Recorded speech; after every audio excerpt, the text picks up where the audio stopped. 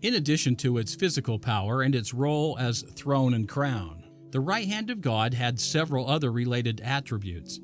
The right hand is the source of divine law.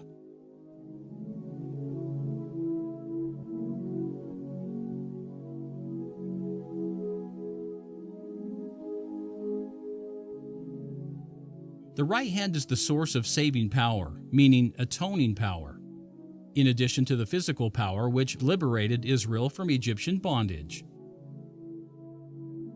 As Mormon explained, the right hand gave Jesus Christ the rights of mercy alongside justice.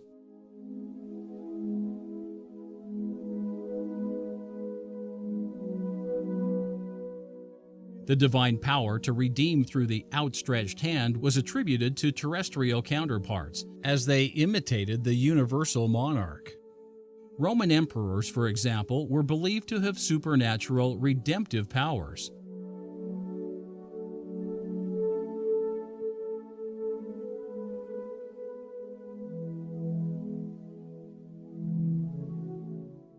The gesture of the outstretched arm used by Roman emperors became known as the Roman salute.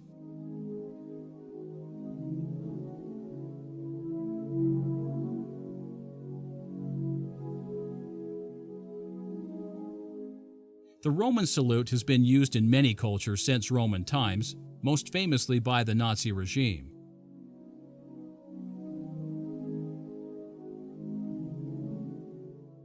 It was also used in the United States, where the U.S. flag was saluted during the Pledge of Allegiance. The salute was called the Bellamy Salute.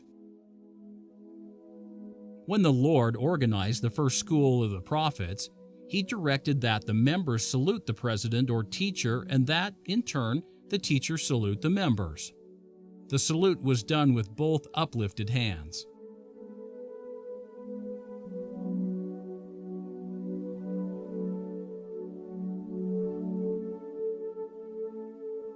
The two upraised arms imitated the planetary archetype, as did the Egyptian Ka symbol.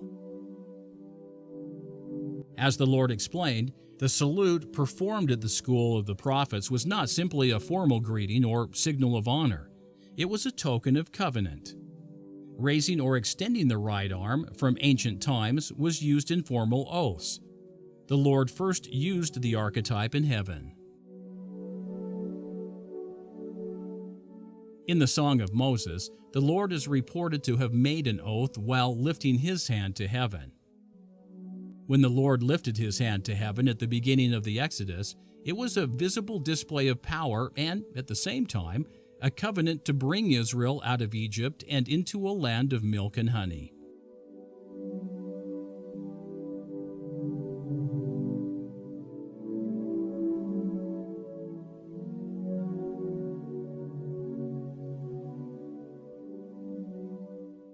The same promise had been made earlier to the patriarchs with the uplifted hand.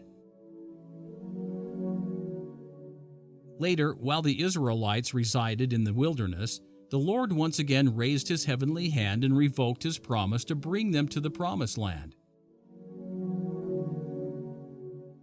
In another version of the event, the King James Version retains the promise but makes no mention of the raised hand. But the New International Version and others make it clear that the Lord raised the hand in conjunction with the oath.